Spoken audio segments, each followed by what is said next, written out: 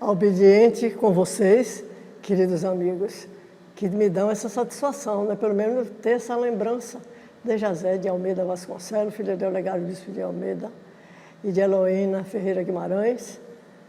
E aí, por motivos extraordinários, eu quero mesmo focar mesmo como surgiu a doutrina espírita em minha vida.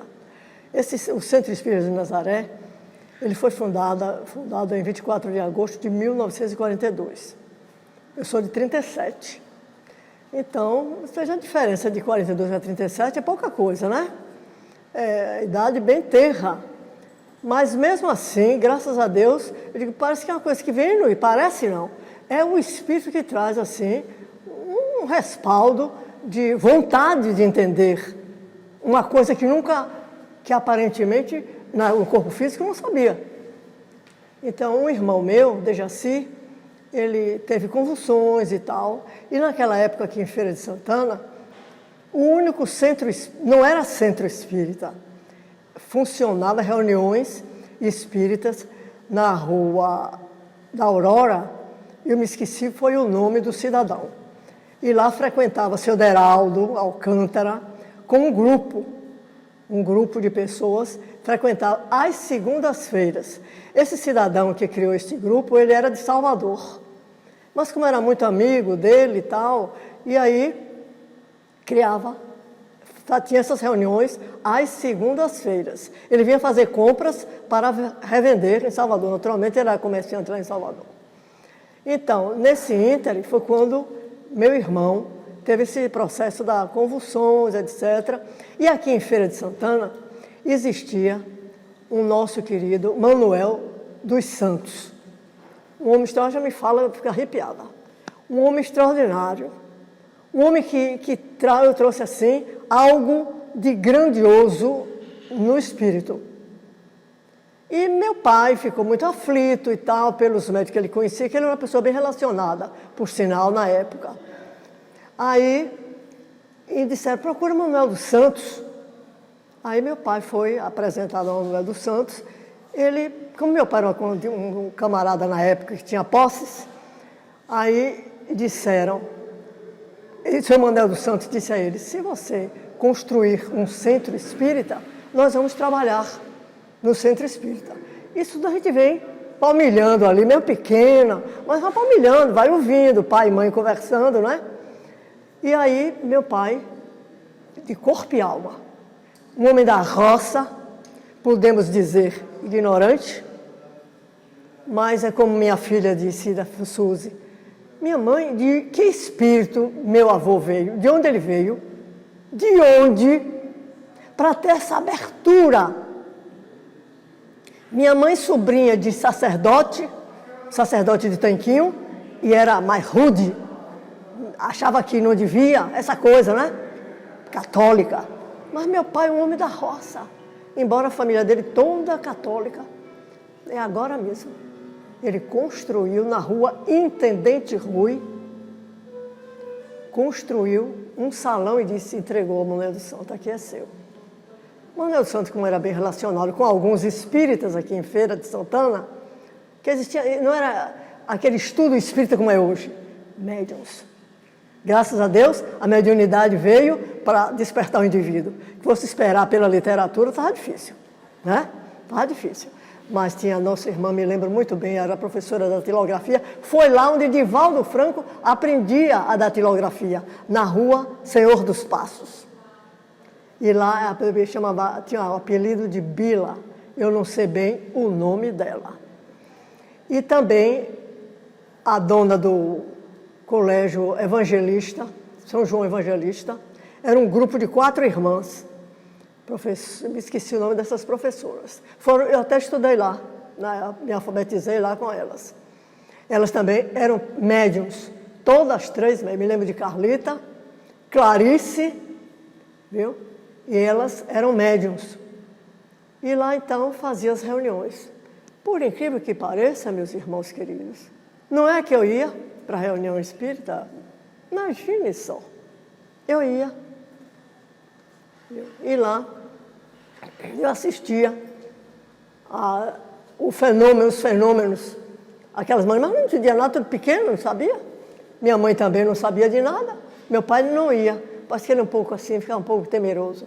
Mas deu de corpo e alma o trabalho. E aí começou a nascer esse momento grandioso do Espiritismo em nós. E aí vimos batalhando. Depois ele construiu uma casa. Meu irmão ficou bom. Sarou completamente. Hoje é um cidadão bom. Tem Alzheimer porque a idade também, não é? É diferente. Mas é um cidadão ótimo, de plena saúde. E meu pai construiu outra casa na Barão de Cotegipe, onde tinha outros companheiros, tinha Aurino Lima, tinha outros, eu me lembro disso. Né? E na época mesmo que seu Alípio, quando ele chegou aqui em Feira de Santana, Alípio Lima, e chegou também seu Dória, ele veio transferido do Banco do Brasil, para o Banco do Brasil daqui de Feira de Santana. E aí, seu Alípio, uma pessoa muito fina, muito delicada, perguntou, foi lá em casa. O centro levou um tempo fechado, a casa espírita, porque não tinha quem dirigisse. Esses outros que o Divaldo Franco frequentou, foi embora. Bila morreu. E esse povo assim vai se afastando, não é? Quer dizer, não tinha aquele sentimento de perseverança. Como hoje os espíritos são conscientes, eles sabem o que querem, eles sabem para que estão aqui, por que estão aqui, de onde vieram. Nós já sabemos, graças a Deus, né? Então, ele sabe esse mecanismo. E aí foi quando, novamente, seu Alípio, delicadamente, procurou meu pai. Ele já tinha a casa? Disse não, a casa deu a chave.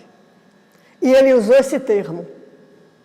Vocês ficarão até no momento que vocês puderem construir a sua sede. Ele teve ele construiu, aí já não era mais a casa velha, lá também que já foi construída, já era na rua Barão do Cotegipe, muito bem. E lá funcionou muitos e muitos anos, muitos e muitos anos. Lá nós tínhamos tudo. O menino espiritismo era uma coisa incrível, era assim, casa cheia, mediúnicas, não tínhamos doutrinária. Engraçado, como a gente começa sempre pelos fenômenos. Mas quando o seu Dória chegou, disse não. Era seu Dória, Oswaldo Requião, seu Alípio, seu Enésio Cerqueira. Então já construiu outro patamar. Temos que ter a doutrinação doutrinária. Então, eles instituíram e fizeram. E tudo quando, na época, o Manuel dos Santos fez, o homem fez tudo direitinho, com os estatutos, tudo direitinho. Não foi uma coisa assim feita obsoleta, não. Foi direitinho. Manuel dos Santos. Isso em 42. Imagine. Mas já cá nessa época, já seu Dória, com essa equipe, já criou as doutrinárias, às quartas-feiras, começava às 8 horas, terminava às 9h30 da noite. Aos domingos também. E tínhamos tudo, tínhamos grupos de infância enorme, todos os domingos pela manhã, o grupo de infância. Tinha diversos professores que se habilitavam, que amavam, era um grupo enorme. E a casa espírita era vizinha da residência da gente. E era uma casa muito grande, a nossa casa, tinha uma área enorme, e elas faziam as recreações do lado assim do terreno. Era uma coisa assim bem animada, os meninos adoravam, as crianças. E de tarde nós tínhamos a juventude. Eu fazia parte da juventude nessa época. Já fui até secretária da juventude. Me lembro até de uma das presidentes, que foi Conceição, que foi esposa de seu Bem-vindo. Seu Bem-vindo também foi um dos presidentes da juventude. Era um homem muito dinâmico, muito ativo. Não é? Era um homem que chegou, ele era mineiro, chegou aqui na feira analfabeto. Se dedicou, aprendeu. Você acredita que ele fez vestibular para juiz e passou? Foi transferido para Fortaleza? Veja como são as coisas da vida. Era um médium extraordinário. Ele estava assim e se desligava. Ia para planos. Teve uma das ocasiões, a gente vai lembrando, vai falando, né? Teve uma das ocasiões que os espíritos pegou ele, deu uma surra no mundo espiritual. Ele chegou arrasado, todo quebrado. todo quebrado, da surra que os espíritos deram nele. Precisou ficar em repouso. Teve uma ocasião, ele trabalhava em Bernardino Menezes, na Cal Sublime. Uma daquelas caldeiras explodiu. Esse homem ficou todo queimado na chaga. Meus irmãos, era uma coisa que você não podia ver. Porque largou o couro. E ele com aquela coisa, não, porque eu vou ficar curado porque Deus quer, sem ir ao médico. Imagine, sem ir. Mas os irmãos se reuniram, não, você tem que ir ao médico, precisa passar um remédio, aí uma coisa. Mas ele com pensamento firme. Com um remédiozinho que os médicos daqui de feira passou, ele ficou sarado, curado, não ficou com nenhum enrugamento na pele. Seu bem-vindo. Nós tínhamos um trabalho grandioso lá no Centro Espírita Jesus de Nazaré, que era na rua Barão de Cotegipe, um trabalho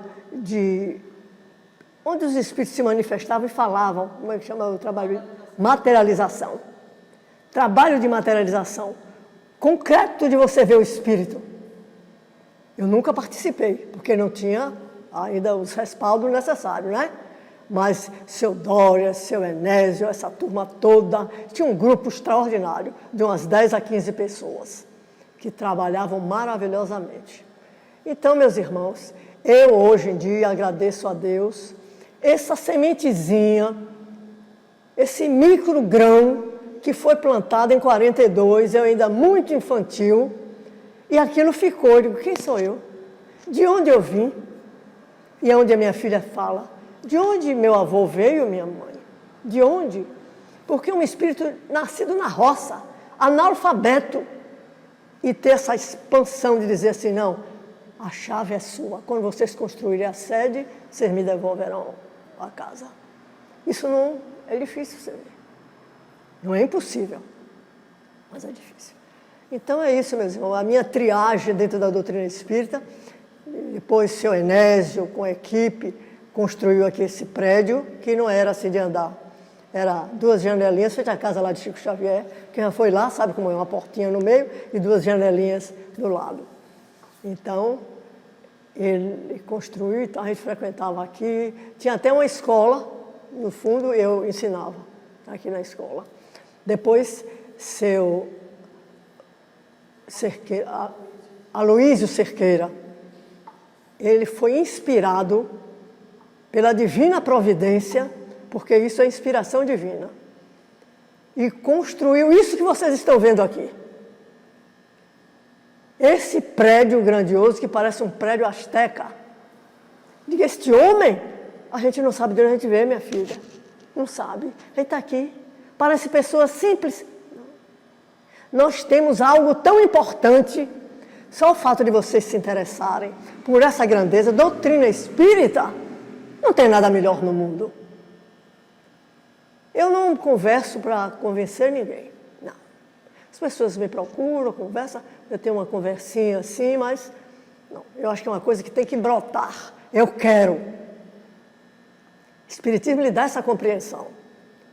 Então, hoje, graças a Deus, eu me prostro de joelhos desconjuntados diante da misericórdia divina por ser espírita. Temos as nossas falhas, lógico, óbvio. Se não fosse assim, aqui não estaríamos, né? Mas sou espírita. Tenho convicção plena. Estudo diariamente, meus irmãos. 3, 4 livros estão lá na minha banqueta, é um e outro. Adoro a literatura espírita. Ontem à noite toda eu li o livro de Desobsessão. Já tinha lido, eu comprei em 1970. Dá para ler todo ontem à noite. Li o livro todo. É uma coisa assim, linda, maravilhosa. Então, meus irmãos, essa é a minha triagem nessa grandeza da doutrina espírita.